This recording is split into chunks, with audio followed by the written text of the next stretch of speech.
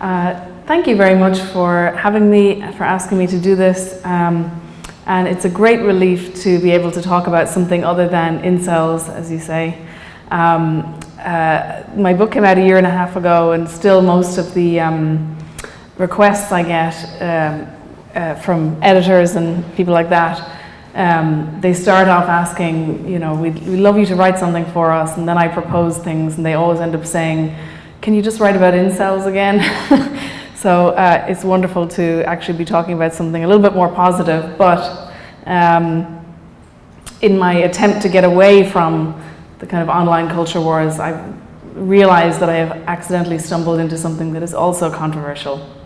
So after several years of trawling through some of the most kind of dark and foul content on the internet, in the underworld of the internet, I wanted to get away from that whole world and start thinking about writing something a bit more redemptive, a bit more uplifting, more positive, and ideally not quite as controversial. I was to some extent tired of talking about politics every day and a little bit tired of political people. So I thought the world of aesthetics would be a better direction to go in. I decided my next subject would be something uncontroversially good, and the most self-evidently redemptive and uplifting thing of all, which I thought was beauty. But when I began telling friends that this is what I was going to write about, they immediately responded, no, this is going to be another controversial topic, and you're going to end up in the same kind of pool of constant fighting and bad faith readings and all this kind of stuff.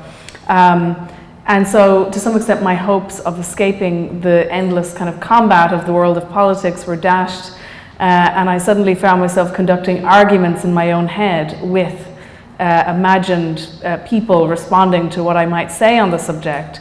So I imagined the hostile online cross-examination where people would say, define beauty, you can't. Who are you to say what beauty is? Beauty is subjective. Your conception of beauty is Western-centric and exclusionary. Beauty is inherently politically reactionary and hierarchical, and so on. These were the kind of arguments that I imagined I would get. But the idea to write about this had actually taken root much earlier, even before the first book came out.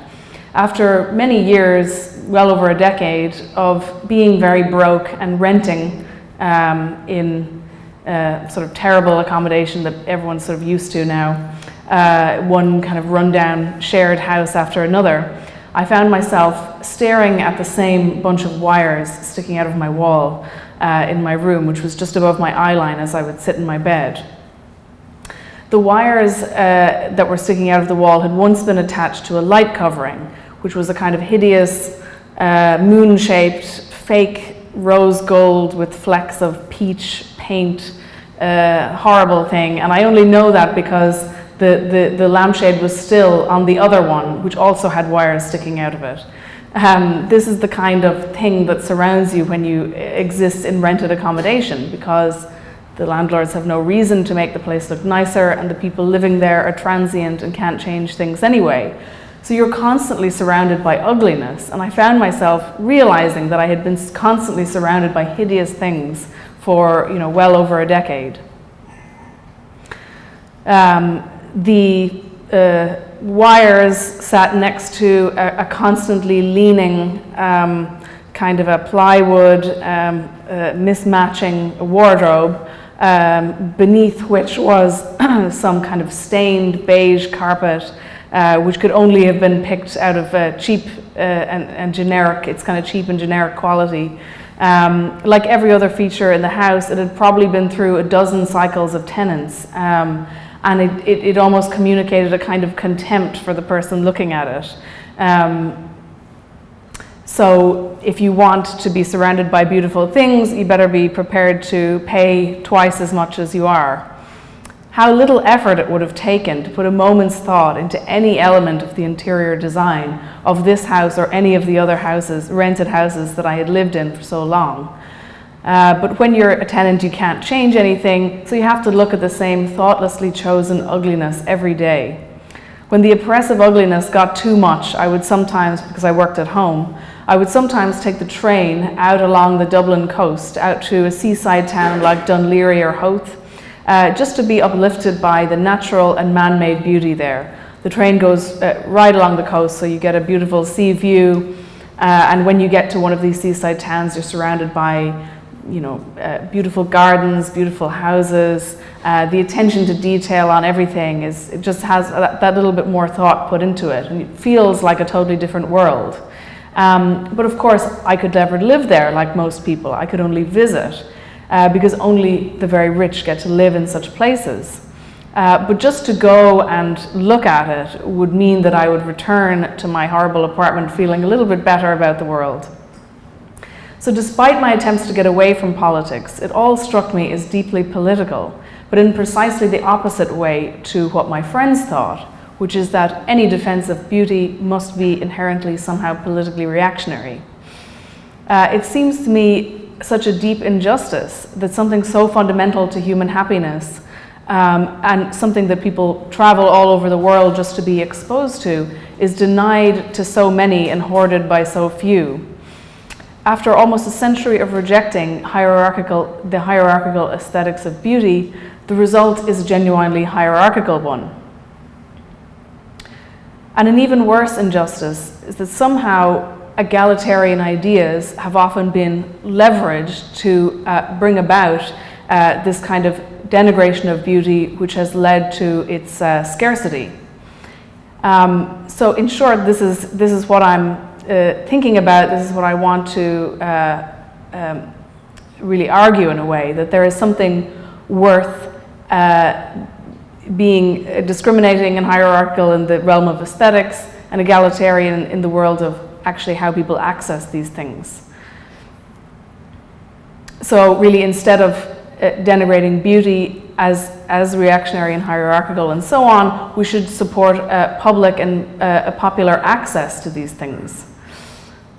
In some ways, I don't want to get too deep into the question of what is beauty, because a lot of other writers have gone to great lengths to try to capture it, to theorize it, to describe it, from Plato to Kant, Oscar Wilde, Roger Scruton, Camille Paglia, have all tried to define it and describe it in different ways.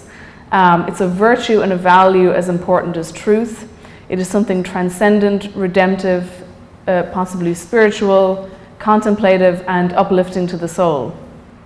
Millions of people from all over the world travel far just to glimpse the Taj Mahal, the Grand Canyon, the Blue Mosque, Japanese gardens, and so on. It's actually a remarkably global and universal thing for something that is so often accused of being somehow kind of Western-centric. Contrary to the endless claims about its total subjectivity and therefore meaninglessness to even talk about, it is actually one of the most easy to grasp universal concepts we have. So why has beauty become so controversial? It has been central to the 20th century culture wars over conceptual art and the meaning of art, from Duchamp's Urinal to Piss Christ and so on, the culture wars that play out over controversial works of art.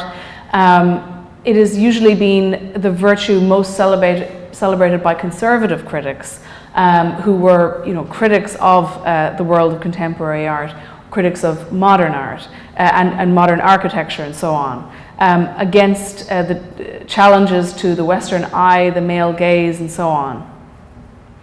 The public funding of art has often, come under the harshest criticism by this kind of, this type of conservative critic. If you think of somebody like, say, Owen Hatherley, who kind of defended the brutalist architecture that was, associated with kind of socialized housing and so on, the first person who would come to mind on the other side of that debate would be somebody like Roger Scruton, who sees, modern art and modern architecture as essentially a kind of a war on beauty and, as he described it, a cult of ugliness. So personally, I'm not interested in engaging in that particular, culture war, but really to say, a bit more about how this plays out in the public space. So that's typically going to take on the form of architecture, public squares, public gardens, streets, the things that that the people use every day. Roger Scruton is not necessarily wrong that the modern world is characterized by a cult of ugliness, but where my disagreement would be that it's not so much the private world of modern art, but actually the kind of corporate dominance of our public square and our main streets. In Dublin, one of the most important streets, it's a beautiful wide street, the 1916 Rising took place there. It's O'Connell Street, very historically important. It breaks my heart because it's full of Dr. Quirkies. I don't know if you have those here, but it's like a kind of a slot machine kids thing. One of them is even just a piece of cloth that's made to look like the facade of a Dr. Quirkies when it's actually just a derelict building behind it. The fact that a street that is, for me, something that should belong to the people is allowed to be so ugly is just such a crime. But how can we make the case for this unless, we're arguing for a lot of planning, and that is inevitably going to come from some kind of governmental body. So this is where it kind of, to me, becomes political. The uglification of everything, of our public centres and our streets, is not due to brutalist architecture or something like that anymore, but the corporate takeover of public space. And this is something where the market is not going to certainly intervene to make this better in any way. So if you come to this subject from the right, in our particular moment, it's a strange coalition in many ways, but the cultural conservatism has been so linked to kind of free market economics, so it makes it very hard to actually make the case for what is really going to take the form of some kind of state planning if you're coming from that perspective. So for example, in Roger Scruton's work on beauty, his description of beauty is so wonderful, and so much of his critiques are wonderful too, but he then talks about the problem being our democratic culture. The culture is too democratic. In other words, he's linking the low standards of aesthetics with everything having to be lowest common denominator in general. I would take a different view, that in fact it's not democratic enough. We are allowing, for example, private corporations to uglify the things that should be enjoyed in common, by the demos, by the people.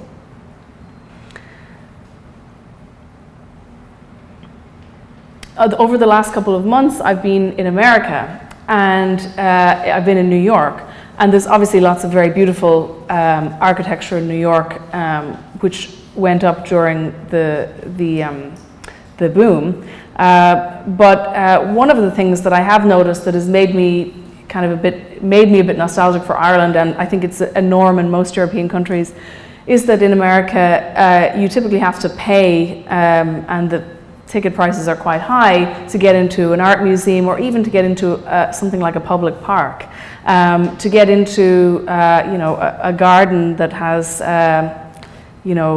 technically a botanical garden, but that has any flowers in it. You have to pay say $12 or something like that.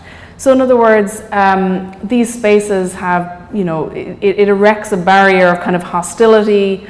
There is no sense that this is the people's park, or that it's a national museum that belongs to the people. It's putting up as many barriers as possible to being able to access it. When I go home to Ireland, all these things are free, which I think is a really wonderful thing. And if they ever try to take that away, it's something that should be fought, because it's much more important than obviously just the ticket price. So if all art is quite useless, as Oscar Wilde said, there's always the problem of who's going to fund it. At different periods in history, it has been monarchs, it has been the Catholic Church, and in the Irish context, for me, the Catholic Church was actually hugely important in, for example, when I eventually traveled and got to see Renaissance art, I had already seen little miniatures of it in many of the pieces in my grandmother's house. So there was a sense, one of the things that the Catholic Church has to be kind of given credit for, I suppose, is the fact that it did bring art and aesthetics to the people. It did have a kind of popular sense that everyone, even if they couldn't, read or, did not read the Bible, that they could understand the stories and the ideas and the morals through great works of art. I remember in particular a little miniature of the Pieta, which is still in my house, which belonged to my grandmother. So at different times, these very powerful kind of organizations have really defined, to some extent, what art was created, what buildings looked like, and so on. Some of the most beautiful streets, for example, one called Dame Street in Dublin that I love very much. I was sort of horrified to learn that one of the reasons it's such a beautiful street is because it actually came out of a period in which banks were competing with each other. So they had to create the most beautiful building, find the greatest architect in the world and create an even more beautiful building than the rival bank. So in many ways, there's no kind of pure creation of beauty. It is all filtered through who has the resources to actually, bring it into these kind of public spaces. I think that right now, the world of kind of the, quite corrupt art market in which, as Robert Hughes described, extremely wealthy people have a vested interest in ensuring that the art that they have spent all their money on continues to be in fashion. And so there's all kinds of manipulation of aesthetic kind of sensibilities going on within the actual economic structure of the art market. But now I think there is the possibility, in order to address this kind of general uglification, which I think a lot of people feel, and I hear a lot of people talking about it in the general public space in city centres and so on, the generic quality of so many cities where every city starts to look like every other, that one of the ways of counteracting this is going to have to be some kind of a public program. But because of the kind of partisan, we use left and right, but the vaguely partisan kind of politics of our time, beauty is not something that the left has always really embraced. So in other words, the problem is those who embrace the free market embrace beauty, but their economic model can't create it. Those who embrace the economic model that might be able to create it and that places value in building things that we can share in common and that people can enjoy and so on, don't necessarily always appreciate beauty very much. But there's absolutely no reason why this can't change. Today we should kind of, in many ways, re-beautify our cities.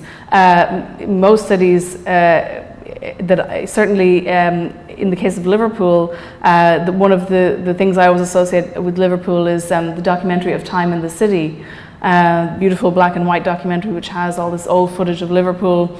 Very similarly with Dublin, the old shop fronts, the old design, in as much as these things are subjective, was more beautiful. So how do you kind of re-beautify these public kind of city spaces? It has to have some kind of ethos of a non-instrumental, non-utilitarian value system, and it has to be also for the people to enjoy. So we should defend, for example, free public parks available to everyone and more of them. We should make them as beautiful as possible. Free museums of art, again, available to everyone. I think, for example, I would advocate public ownership and expansion of the rail systems, which is one of the best ways for people who live in cramped cities to get to see the beauty of the countryside. The planning and commissioning of beautiful streets, beautiful fountains, beautiful buildings, and so on, should be guided by the civic sense of public beauty as an egalitarian virtue. Because there is in fact no necessary antagonism between the hierarchy and discrimination in the realm of aesthetics and egalitarianism in the realm of politics. I think it can also be forward-looking and future-oriented. One of the problems with the fact that conservatives have tended to be the only ones really defending beauty is that they do sometimes have a tendency to lapse back into saying, we should all live in mock Tudor houses, and everything was better in the past, and so on. And it doesn't give artists really much of a way forward.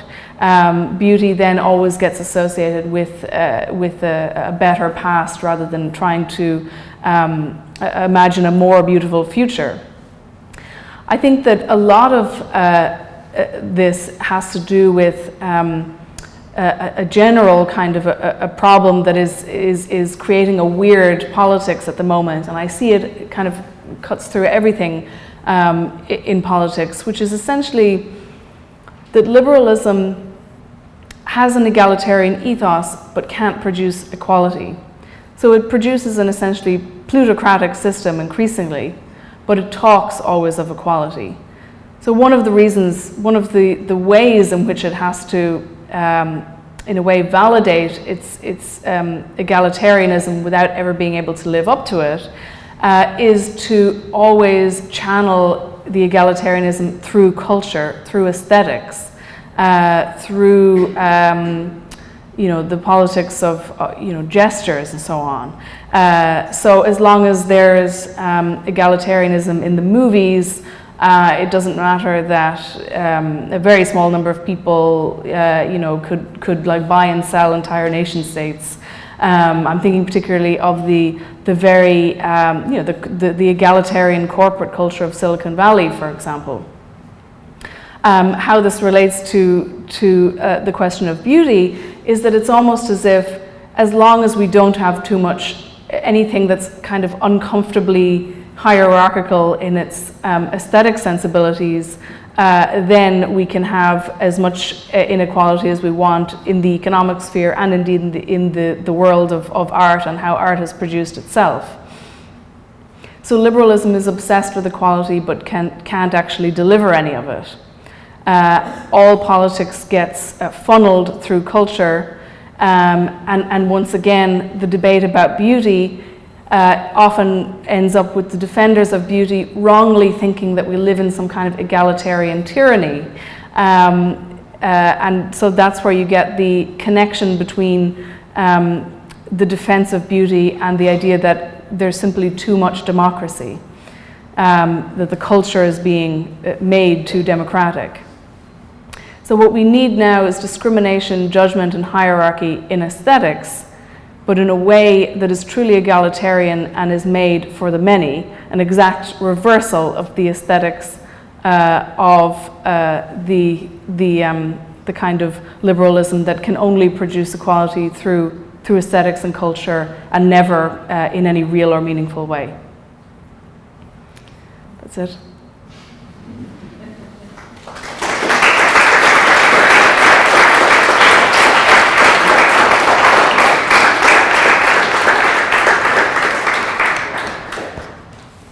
Okay, so now we have a lot of time for questions. Which is great, no? Mm-hmm. That's what we said. Okay, great. So maybe I will start. Well, as you were finishing, I was actually thinking about, the fact that you said right before that it's your first time in Liverpool, right?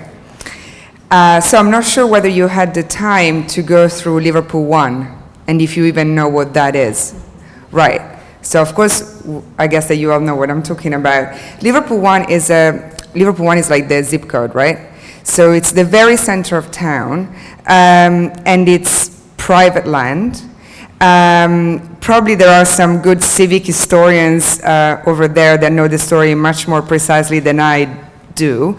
But just to give you an idea, so it's this gigantic piece of land that is basically like an open air mall, but it's also the historical center of town, like, you know, kind of continental European kind of sense of the word.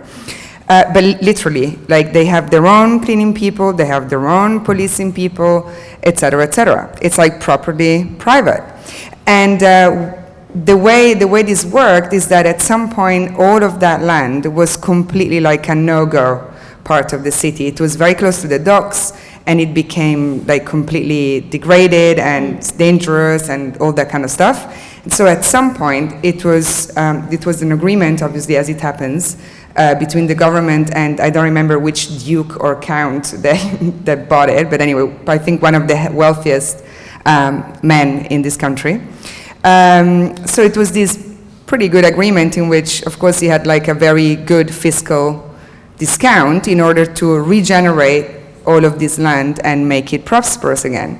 And in fact, I have to say that not being English and having gone around quite a bit, it doesn't look bad. I mean, it could be much, much worse, I have to say. So, that said, and perhaps tomorrow you should go and take a look. This is where I go to.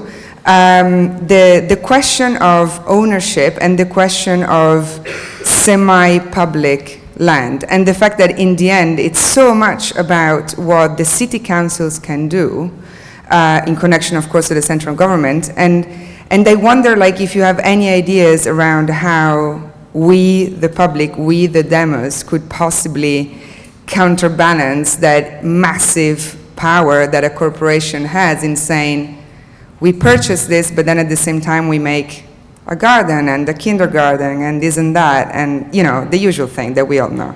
So what's your thinking around this? I mean, to some extent, it's a kind of like a technical question, and I've never spent any time on the, on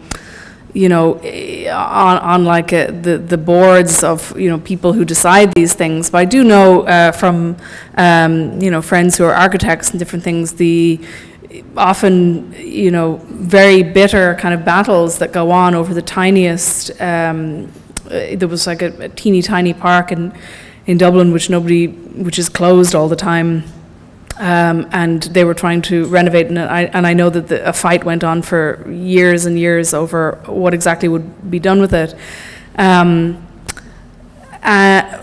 so I mean I guess it has to be a kind of something that would outlast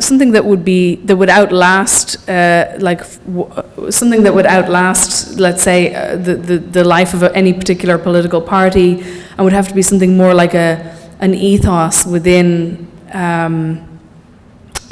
councils and so on. But I think that essentially, I mean, I think they should be able to have a lot of influence over what particularly a city centre looks like, and I think that there should be a sort of a kind of a populist sense that the people who influence these things have a duty to the people in the city. I mean, I certainly see in the case of Dublin, just because it's the one I know best, but certainly in the case of somewhere like New York, there seems to be much more a sense that, like, you have to get out of the way of whatever the private developers are doing, and certainly the idea of getting in the way of a very large corporation for something as I said, like non-utilitarian and as beauty would be, I don't know, maybe it just has to be part of the ethos of kind of public planning. It has to be because it's not a practical thing. Maybe there's a sense that public money is being spent. It should be not spent on sort of frivolous things.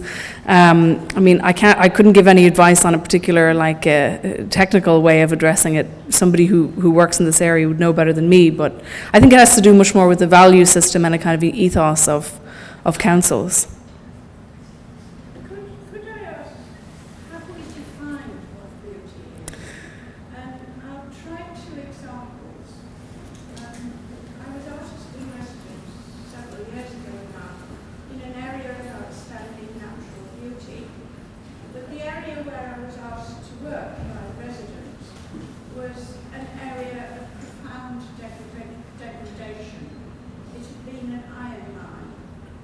everything, including the people's washing, was stained red.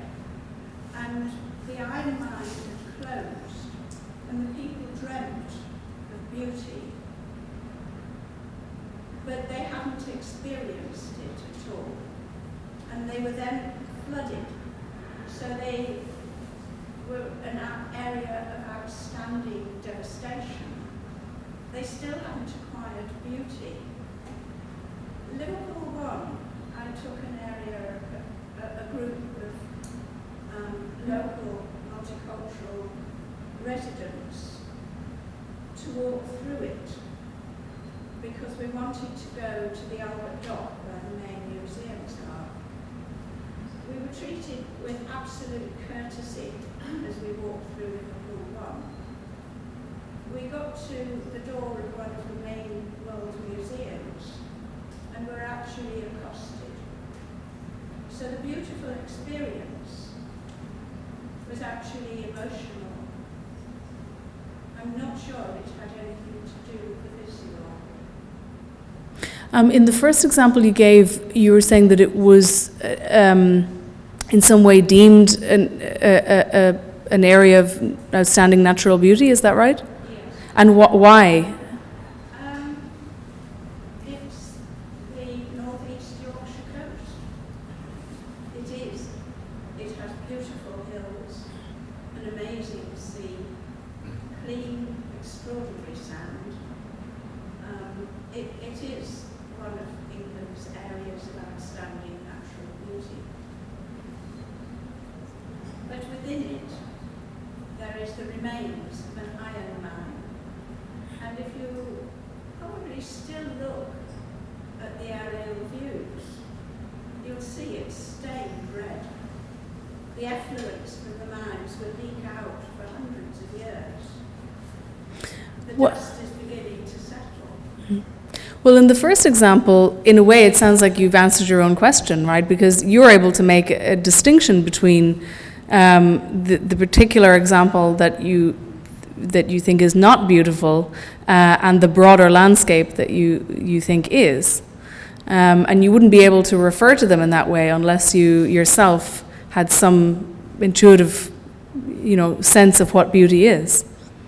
I think the villages in the area of outstanding natural beauty, they wanted the village, the councillors wanted to demolish the village. I should have added that because they regarded it as hideous. Yeah, well, I mean, the definition question is a problem in that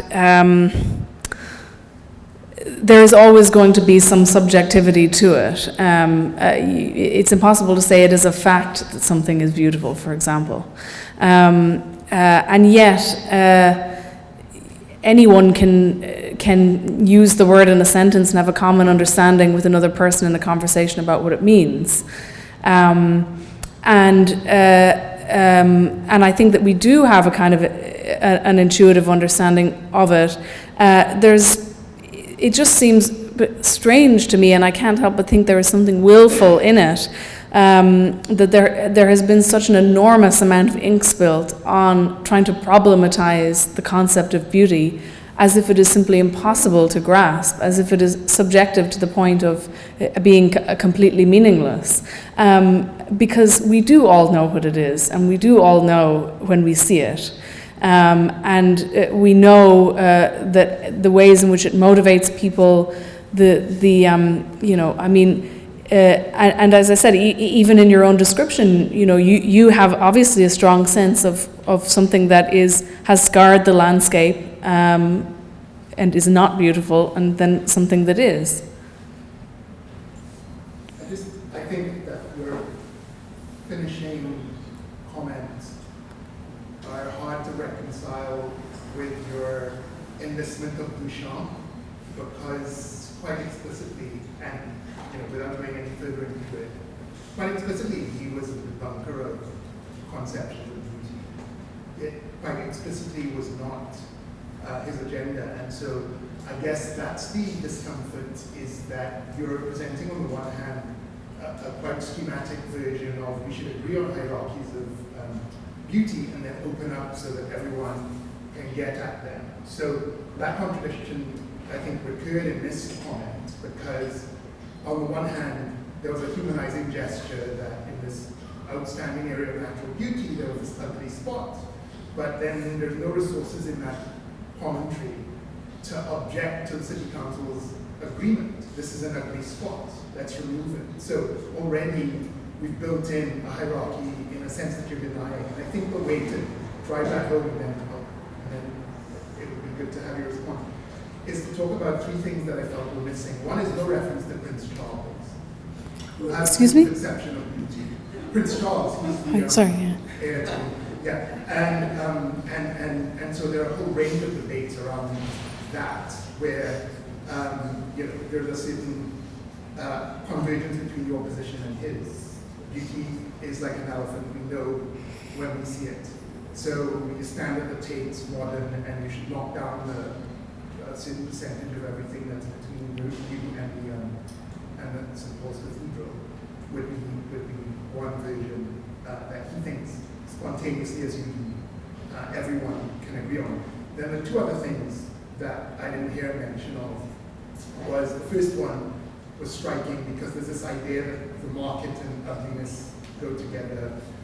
And there were different moments where you seem to be saying different things on that theme. But if I talk about Lidl and Aldi, who are fundamentally market responses to the economy, and their current plans, which are to solve your beginning problem, which is the problem of nasty residential space.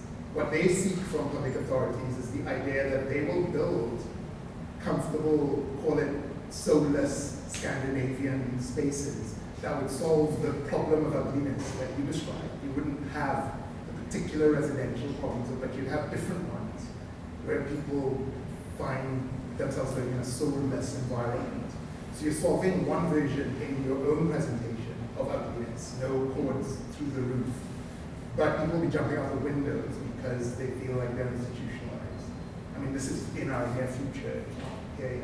Then the third thing that was not mentioned, and I'll stop, is the national trusts. Implicitly, you said, we talked about free access to beautiful places in Ireland. And so maybe implicitly there was something about the national trust in there.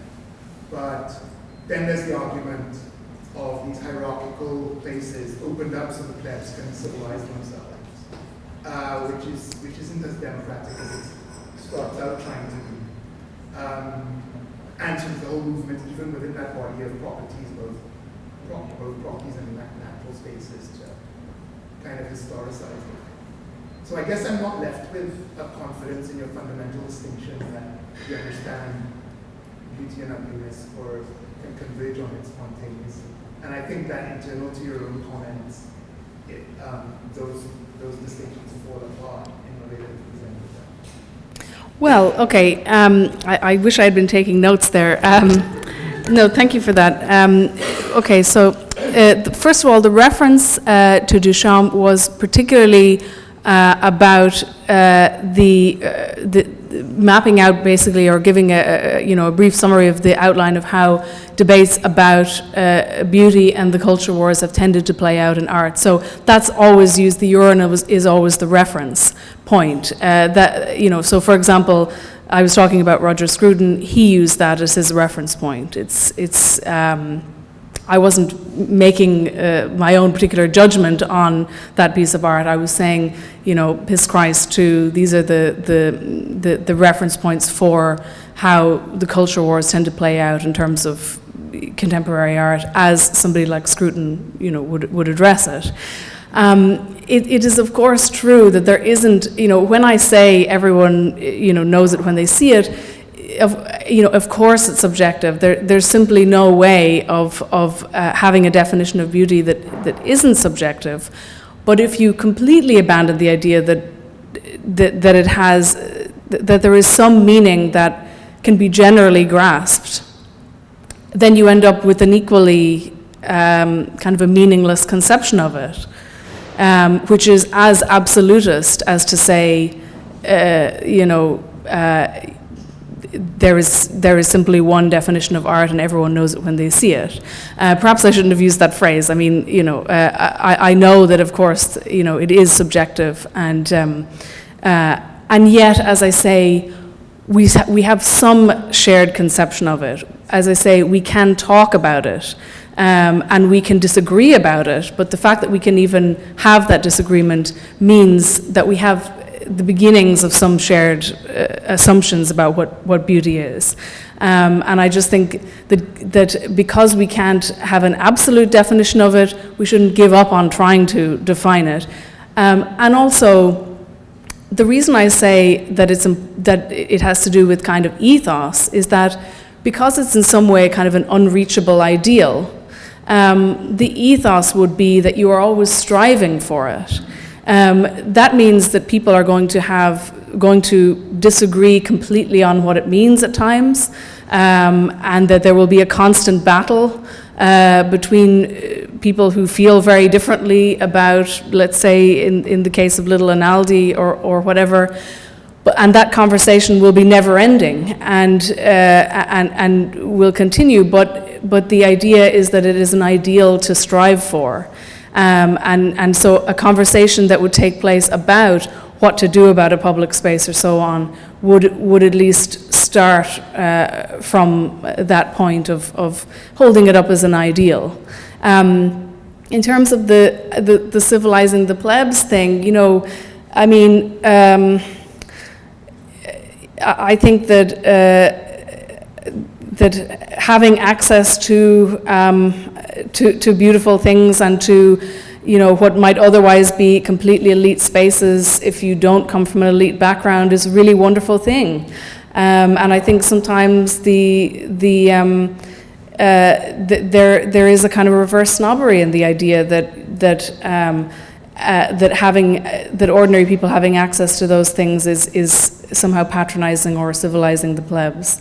I mean, I think it's a wonderful thing that ordinary people can have access to what used to be, high culture reserved for the very few. Sorry to use sort of personal examples, but my own parents, didn't finish school, but my father always kind of loves opera and kind of always tries to doesn't feel in any way that this is inappropriate or that high culture is somehow inappropriate for him to feel a part of or to kind of strive for in some way. So in other words, it is impossible to have an objective definition of beauty, but you end up in an equally absurd position when you deny the possibility of any common understanding of beauty.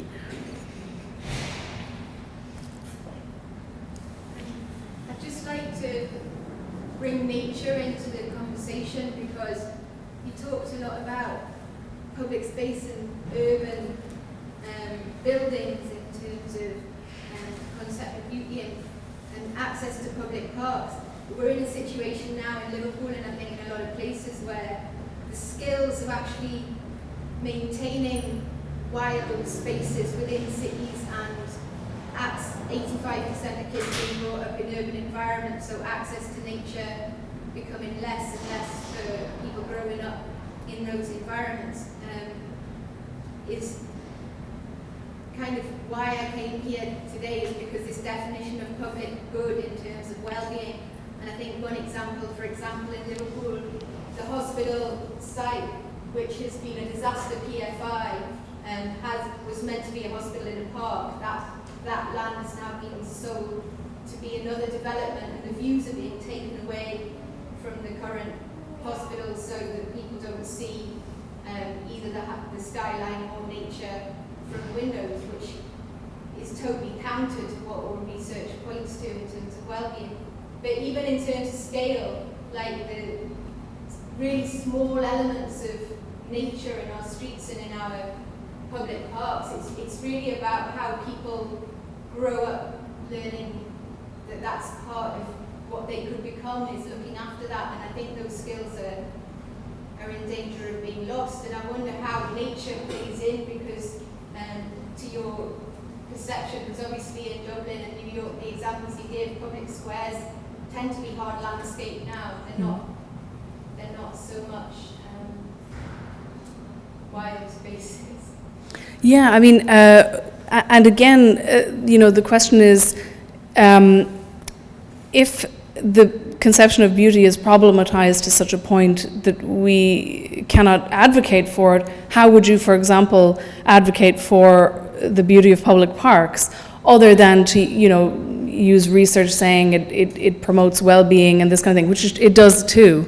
But you end up having to essentially, be able to give hard evidence that it has particular benefits that you can measure, when in fact, public parks are first and foremost, a great resource because they are beautiful, and that alone has value in and of itself. But in terms of how you would advocate for them, again, I think that if there is that kind of public good kind of ethos that is not afraid of really defending the beauty in the public space, I think that is a stronger starting point to actually defend those ones that do exist, and and advocate for more of them, or for the upkeep of them, and so on. In terms of the actual the people upkeeping the park that you were asking about, I don't know if there's a voluntary aspect to that here. I presume it would be that would be staffed by a council or something. Yeah, but then it's also voluntary, and it's in a bit of crisis in terms of the resources from the council. Yeah. I guess it follows on a bit from that. I'm more concerned about space and urban space and urbanization processes.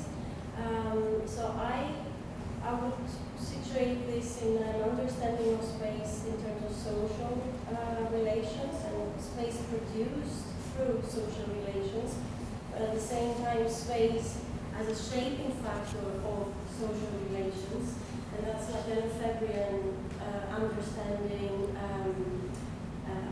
of space. So I was wondering, following also the social movements, Occupy, all the examples that we have in terms of, well, it has been very often talked about as reclaiming public space. Mm-hmm.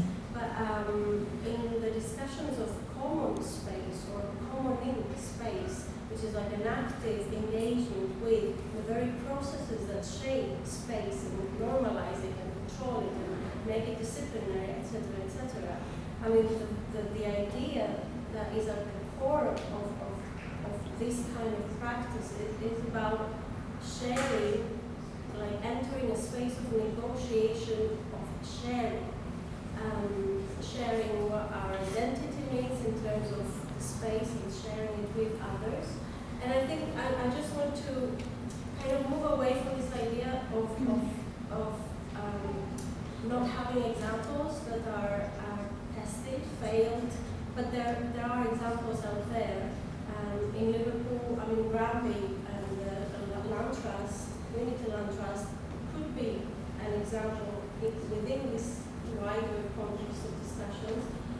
So I was wondering how you would situate your perspective, given all these experiences and knowledges that either we have by reading, hearing things, and my question is also about the emancipatory potential of using beauty in their argument.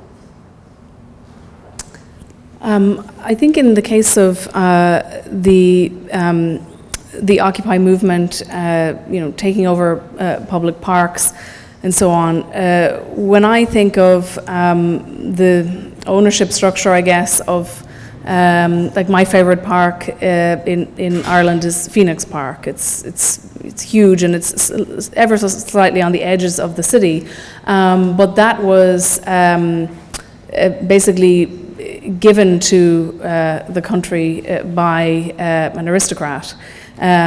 So it still has deer roaming around in it that were, I guess they're descendants of the deer that were there when he was there, and the famous Pope visit took place there, and so on.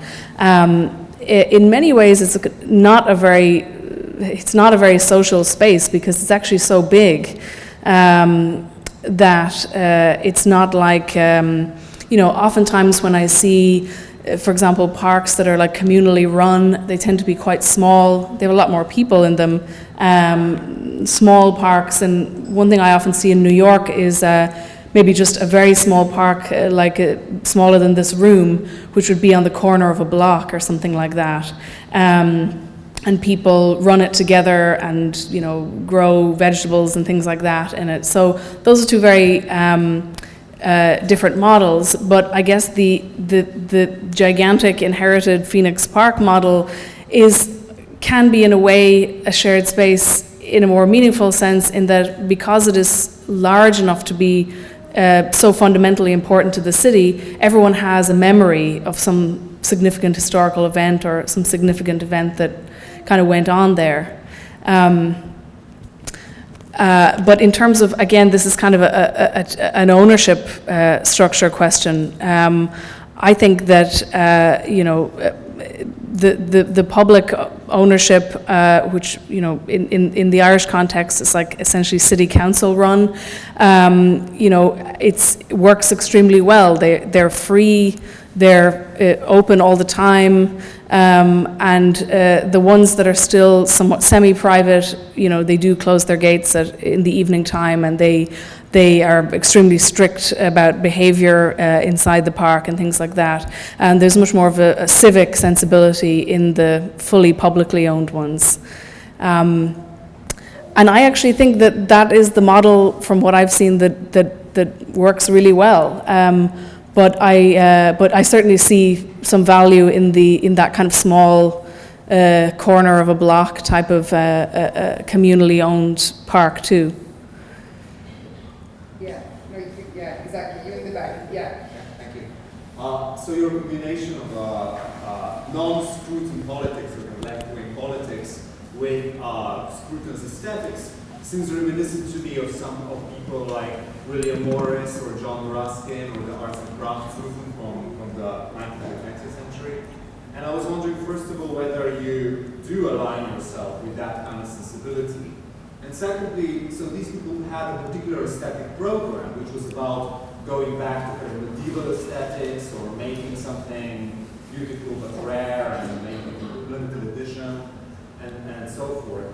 And so I was wondering whether you also have a particular aesthetic program that you're aligning yourself with, or is it a kind of free-for-all, everyone recognizes beauty when they see it, so whatever it may be.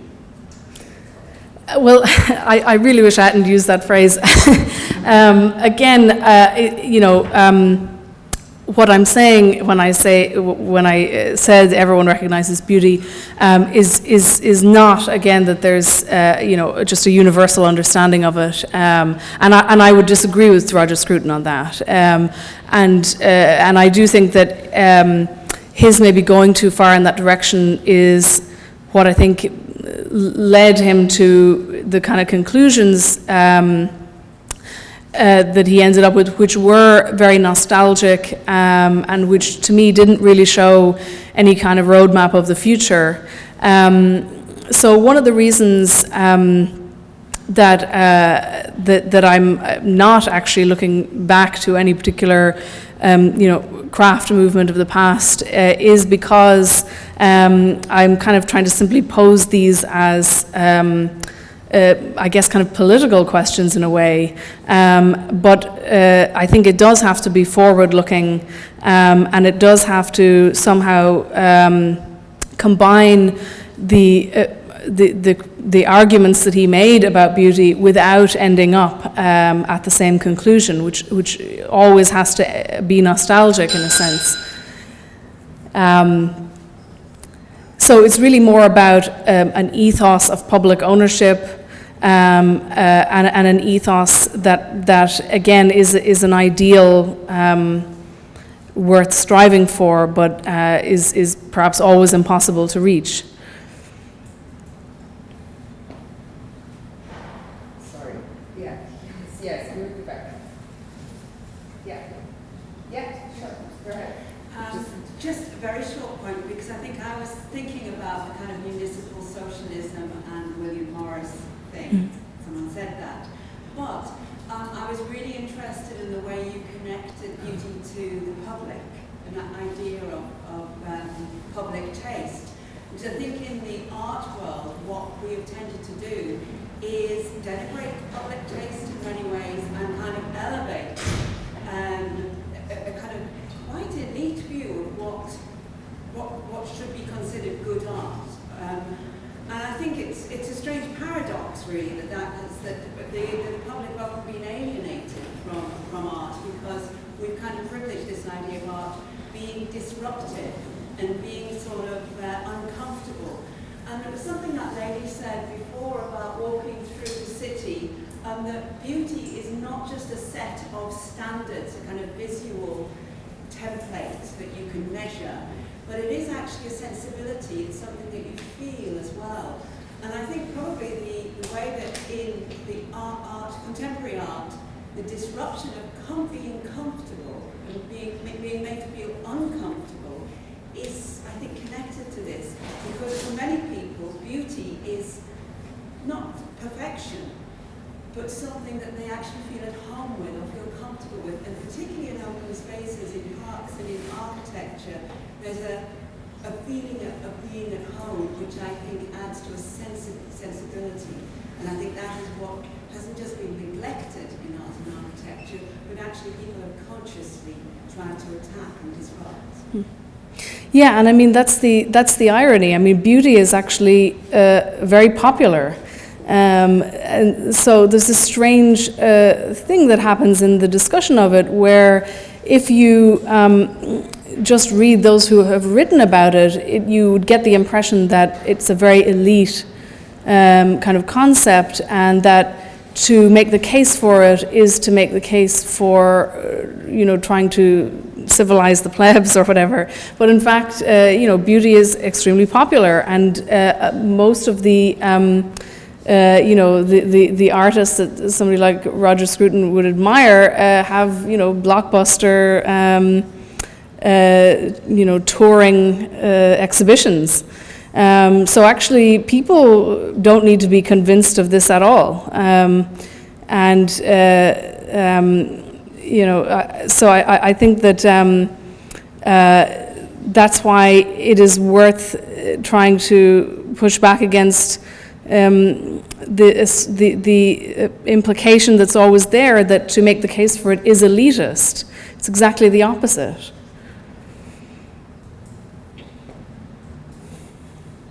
Sure. Thanks.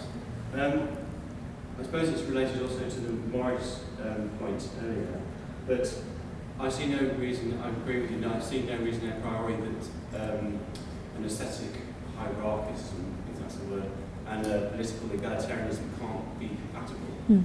But I just want to push on that, get your response on that a little bit more. In terms of, surely there are limits. Aesthetics do verge into politics, as your friends warned you when you first started thinking about this. And surely there are forms of political egalitarianism which are actually incompatible with an aesthetic hierarchy of some kind, any kind of admission of aesthetic hierarchy. And I just wonder, just to be a bit sort of cheeky, whether what you already said about, you started off by saying was a bit bored of political people, a bit bored of political conversations. I wonder if that was your own experience of the ugliness of politics, or of a particular brand of politics, which shows the limits in your own experience of the two going together. Well, precisely. I mean, my desire to escape talking about politics was in many ways because of the ugliness of the world of politics, and particularly now it feels like a good time to just write about anything else basically, because of how nasty all of kind of political and public debate has become, and undoubtedly people who only think about politics, well, I mean, I thought what you were actually going to say, which would have been a fair point, is that in my desire to get away from politics, I have ended up really talking about aesthetics entirely through politics.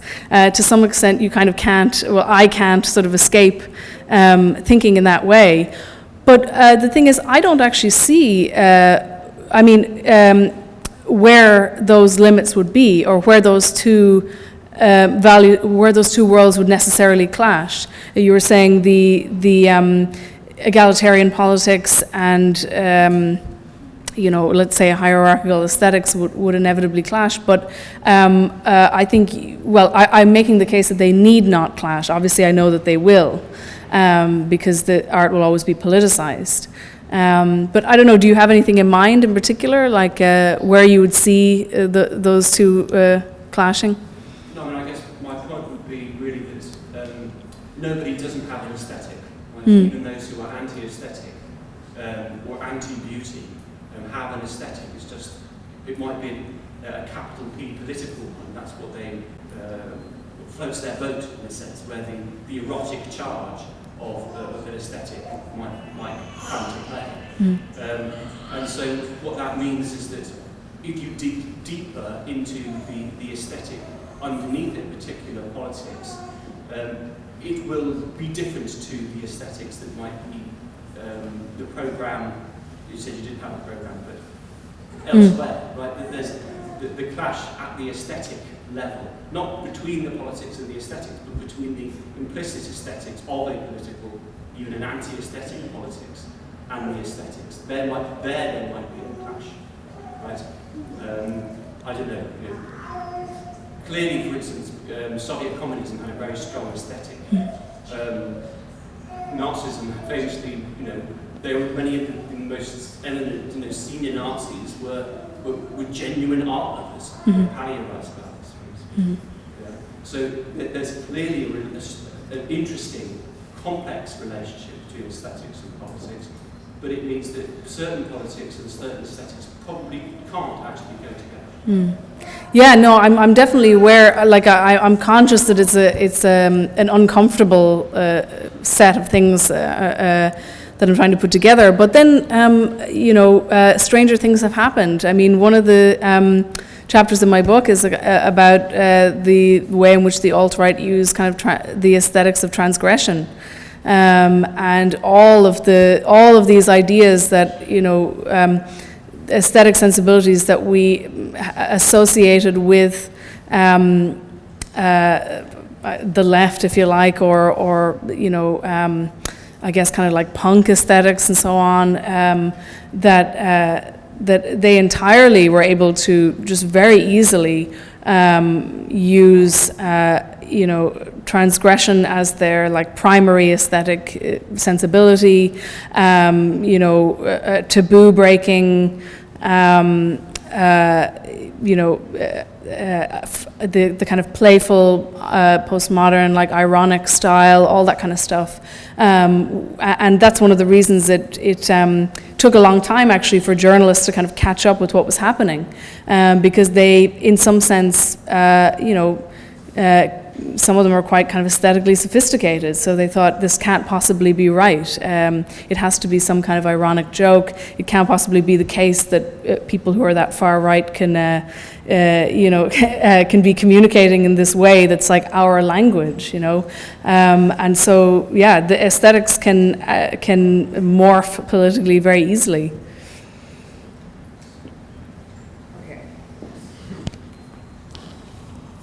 Okay, just because it's getting late, I was trying to kind of get together all the things that have been said so far and perhaps formulate like a last question, if I may, unless there is a super pressing question over there.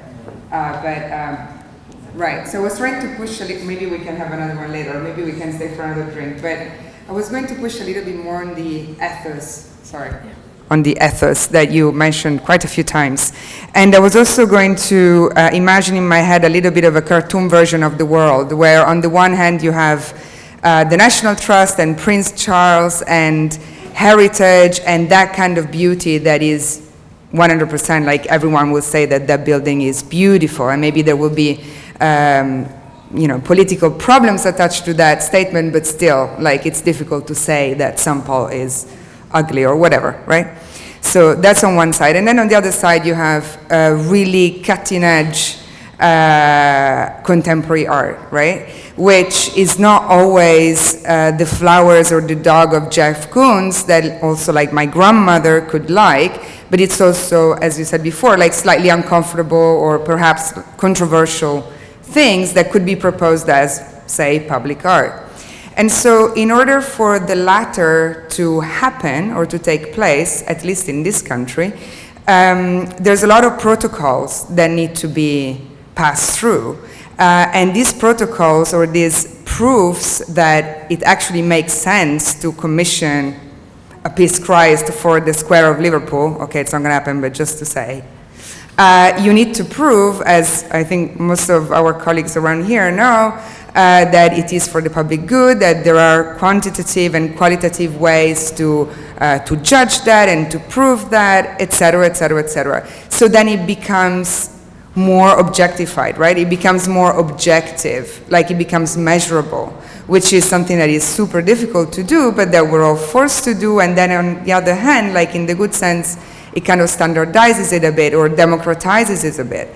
So this is a very, very crass kind of synthesis, so excuse me if you know the process as well as I do. But I was just wondering, so like taking that what I said, like what your idea of ethos and a kind of more public ownership or public protocol could be to kind of break this dichotomy, if we want to call it dichotomy. And I also wonder, going back to your past, whether online culture wars could help in these regards, like beyond like the superficial kind of Facebook battle against the ugly building or against the beautiful park. So yeah, just an invitation to conclude on ethos, which is something very difficult, I guess, to talk about. In terms of the online, I'm not sure the online culture wars can really help with anything. But interestingly, one of the things that made me think about this was that in the kind of alt-right world, on the one hand, there is the kind of you could say kind of avant-garde. There is the kind of like intentionally offensive, gross, shocking kind of aesthetics of 4chan, but also in the alt-right there, and in a lot of the same spaces, there is also a kind of a hatred of contemporary art, and like two of the most important kind of figures, one British and one American, of that emerged as kind of voices on the alt-right. One is Millennial Woes, the other one Sam Hyde, are both art graduates.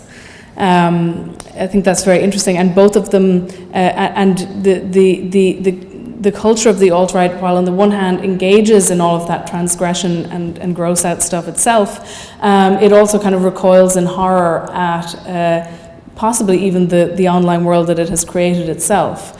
But you will often see things like a picture of a young woman looking at like a black square on a wall, and it would be like making fun of contemporary art, essentially. So I think that in a way the online culture wars is totally confused on the matter. On the one hand, it sees it as a kind of the uglification of everything being a product of progress, because it's sort of an anti-progressive movement. But it also, engages very effectively in kind of tactics that are that have a kind of a punk sensibility or something like that. In terms of the question of ethos, I mean, I don't see why, again, the reference to Scruton, or the part of Scruton's work that I agree with, is really in, I guess, defending the idea of beauty. But I don't actually share Scruton's tastes, for example. And you know, so much of art is already, to some extent, connected to state funding and requires this kind of, as you say, in a way, though utilitarian kind of, you know, it has to be proven that it has a public good and so on. For me, the most important part is particularly to do with public parks, public squares, main streets in cities and towns, and that is to a large extent going to be the decision of planners more than artists. But one of the reasons why I would not be prescriptive in terms of you know, a style that I think, you know, it's not like I think the state should impose a particular style or something like that, and I don't see why you know, any particular style could not be, you know, advocated for on the grounds of you know, some kind of public good.